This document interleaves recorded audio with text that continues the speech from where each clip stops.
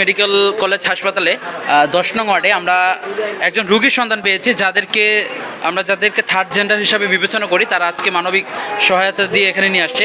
আমরা শুনবো কি হয়েছিল এবং এখন কিভাবে তারা নিয়ে আসছে। আমরা বিস্তারিত শুনতে চাই কি হয়েছিল ওই রোগীর।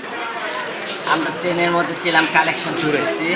তো ভার্সিটির সামনে আসার সাথে সাথে মানে ছেলে পাথর মারলো আর আপনার মাথা ছুটে গেল বাচ্চা সহকারে। তখন আমরা ওগুলা দেখে থাকতে পারিনি, আমাদের বিবেকে বাধা দিল। যেহেতু আপনাদের খায়া পরে আমরা বেঁচে আছি, তাই আমরা আপুকে দেখে নিয়ে আসলাম হাসপাতালে, এনে ভর্তি করলাম, চিকিৎসা দিলাম। বাচ্চা আছে, বাচ্চাটা ভালো আছে। আপনার জিনিসপত্র কোথায় আমরা চলে যাই।